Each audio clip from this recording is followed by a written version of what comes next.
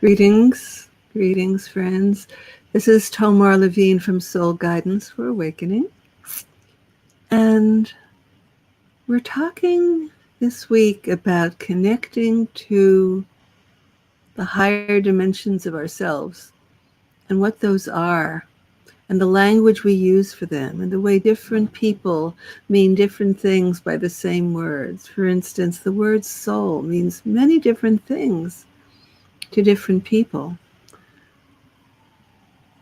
As I explained it in my last video, the easiest way for me to understand the different levels or categories of self that people speak of in both the ordinary human and in the spiritual vocabulary. And I live in New York, in case you're hearing a siren out the window. Is that the source and essence and origin of our being is the one source of everything, which we call the divine, or we call the oneness, or we call the universal being. However you describe it, some people call it God. But again, God is a triggering word and actually has different meanings. So I try to use different language that is more universal. So we, like everything else that exists, are an emanation of that source. When I was studying Vedanta many years ago, original texts, I remember being very impressed by this explanation. In the beginning, there was only the divine, the one being, and it wanted to make something to interact with, but there was nothing to use to make anything because there was nothing except itself. There wasn't any grass and trees and wood. There wasn't any metal. There wasn't any elements or chemicals or substances. There wasn't anything material. There wasn't anything that was even subtle. There was only itself.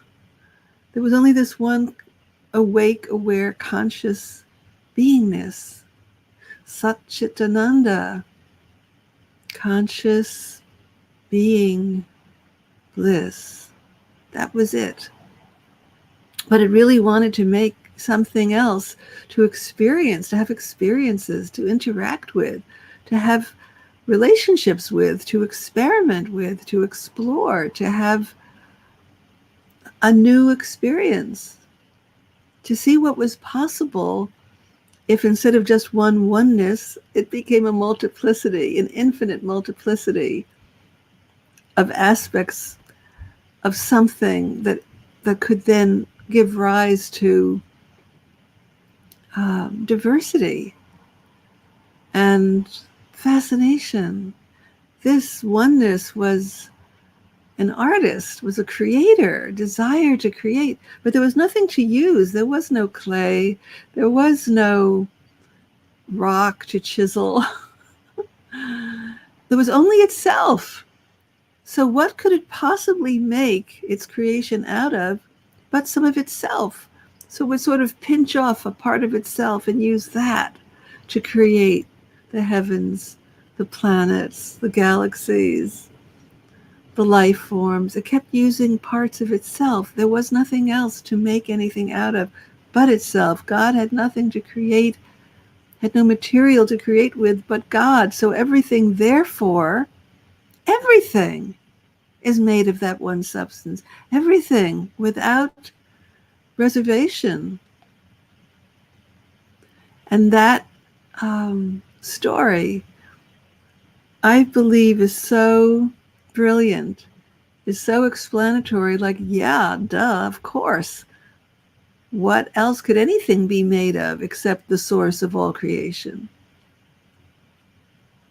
if you are open to receiving that kind of consciousness, cosmic um, concepts,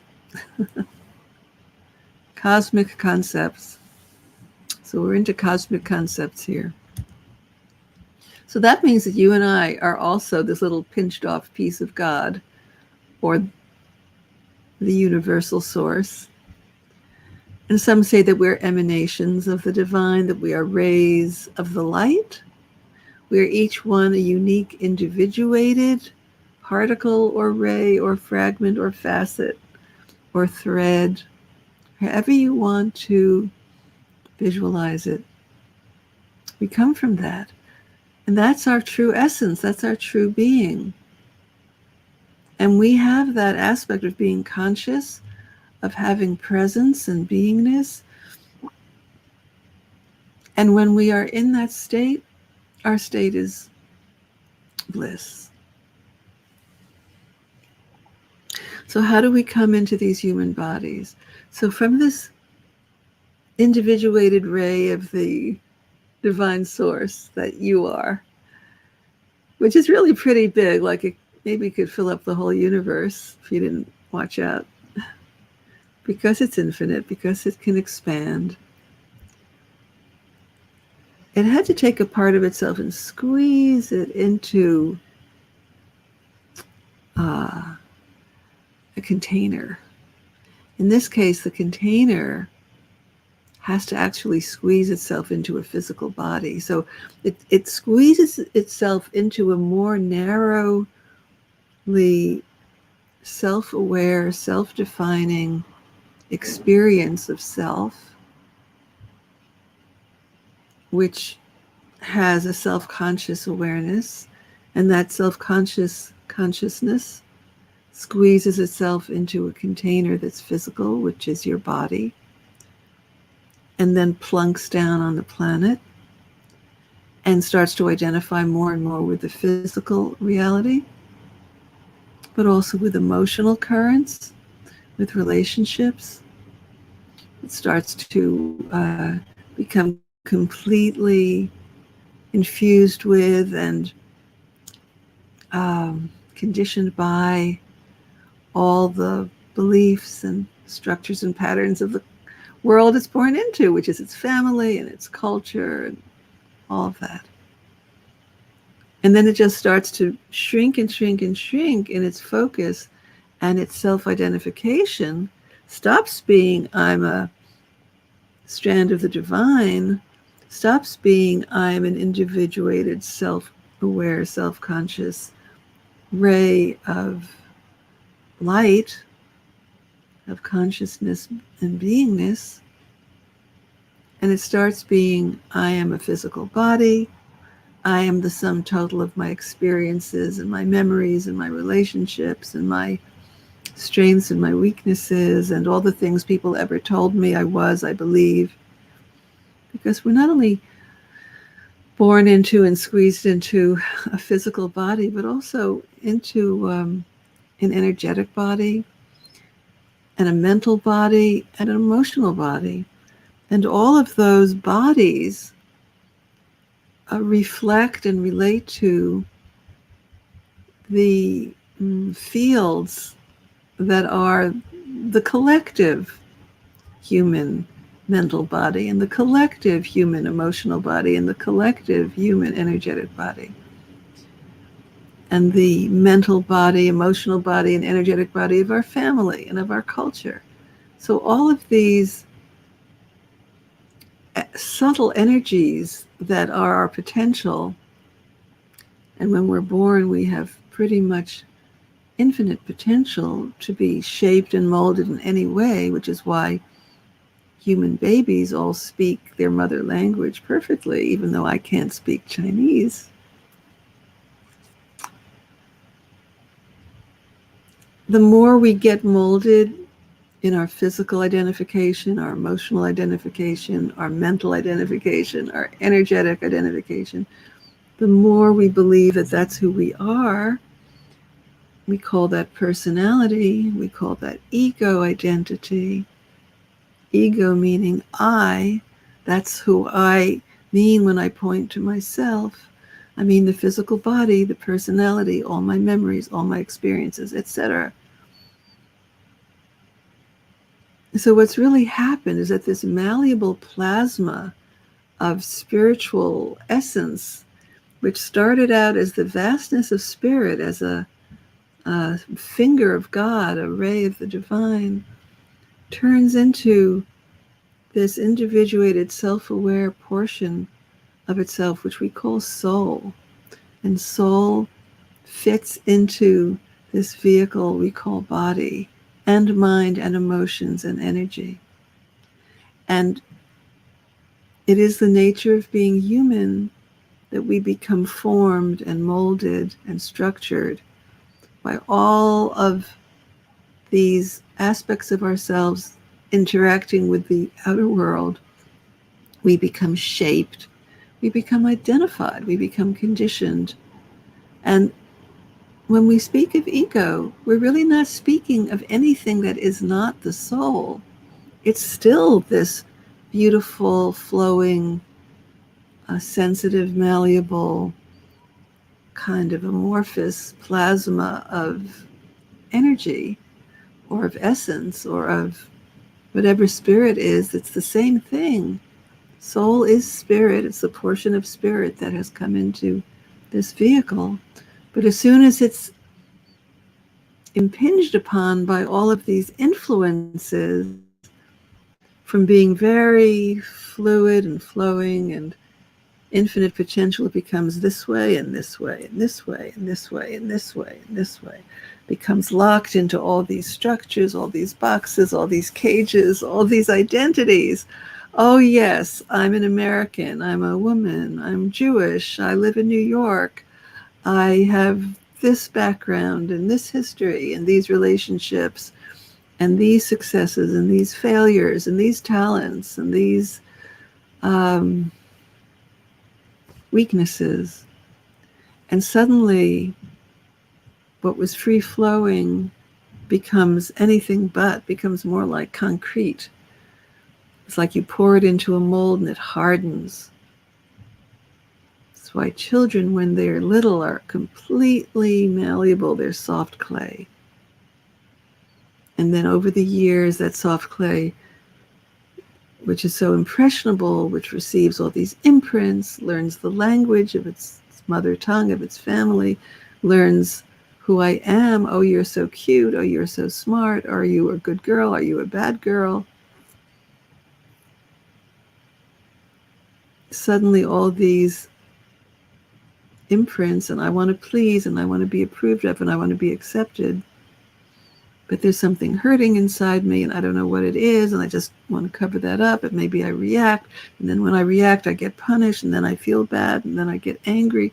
And all of these catapulting little cause and effects form us into what we call the ego we believe ourselves to be. But we completely forget that that ego is not different than our soul. It's just our soul encaged, encased, molded, faceted, formed, frozen, turned into concrete, turned into beliefs and identities that our culture tells us has this context called being a human being, being an American, being whatever we are. And we substitute all those labels and concepts from the actual experience of being a sensitive and responsive consciousness, free-flowing feelings, energies, awareness, awakeness, infinite possibility. So in a certain way, it's a very short gap between the ego and the soul. It's really the same thing, only one in its state of pure potential and the other in its very highly conditioned, locked in,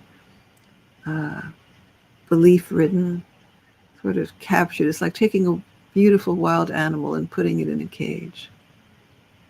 What happens when you do that? That wild animal loses its instinct loses its power, its freedom, its grace. It starts to pace back and forth, becomes very distressed, kind of shuts down its nature,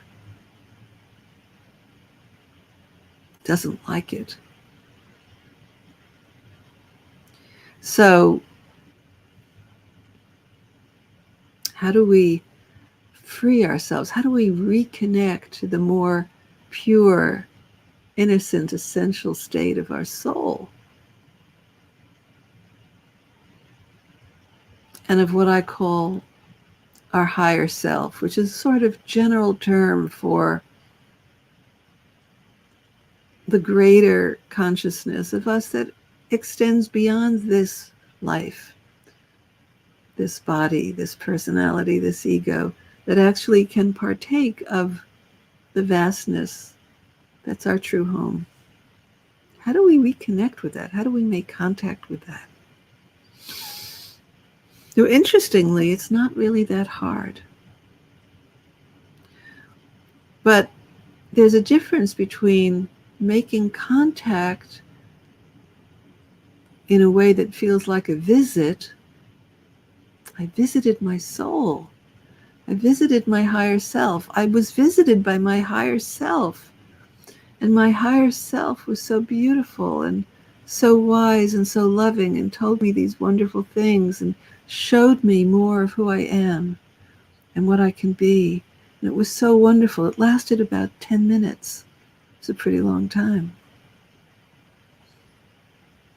That's the visiting form.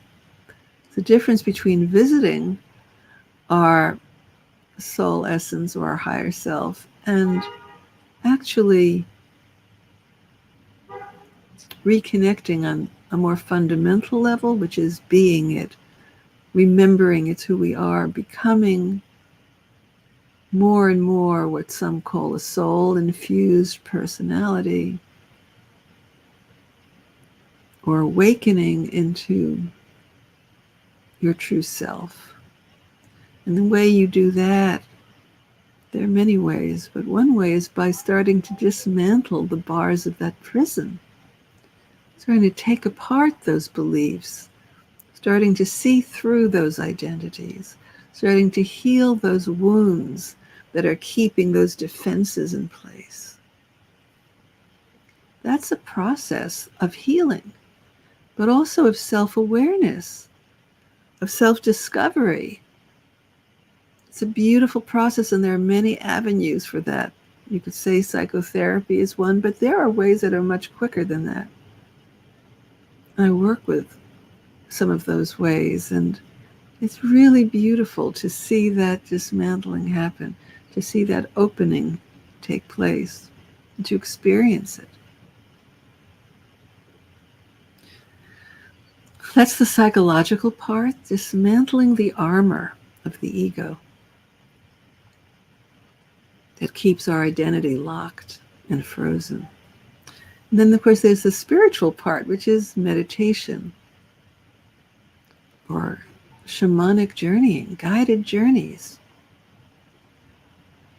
devotional practices, ecstatic practices, even being in nature where we lose our reference points of our egoic self and are actually opened wide. Do you know that when you're in nature, your energy field expands and opens? And you can feel it when you return. You can feel it going back to being a small protective shield around you. But when you're out walking among the trees, you don't have to protect yourself. And you naturally open and expand. Your heart opens. Your whole field opens. And you're in a state of bliss, awareness, and presence. Sat Chit Ananda happens when you're in nature.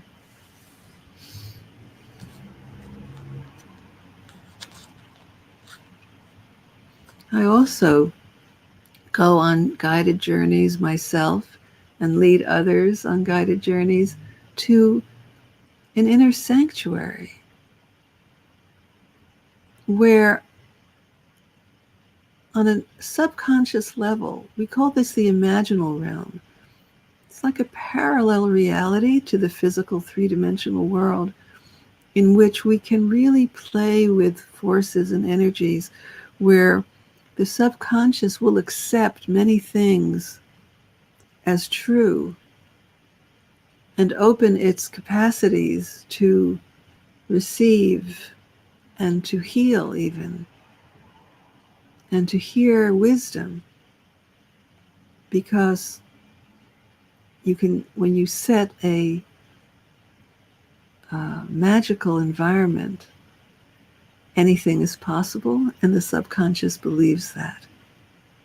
So you can leap across a lot of hurdles of limitation by going into the imaginal world, the imaginal realm, which is a whole energetic field of magic and possibility.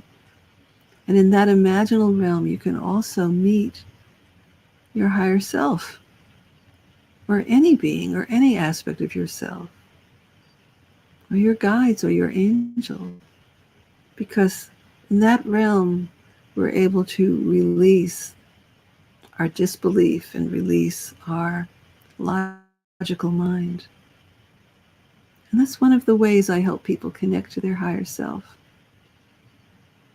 Because even though on the deepest level it's who we are, from the place of our human embodied self, we often have greater ease in relating to our spiritual dimensions as though they are outside of us. It's possible to have a non-dual relationship, a unified experience of being that thou art.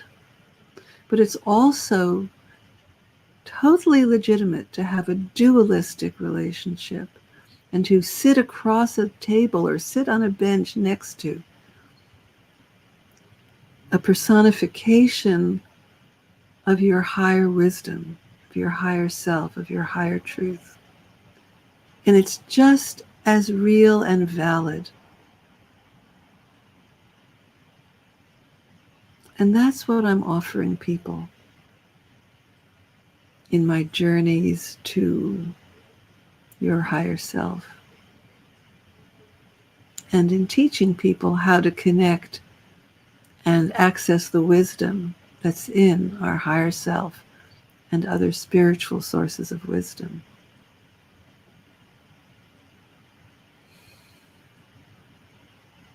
So I'll share more about that in videos to come. Thank you. Many blessings, and bye for now.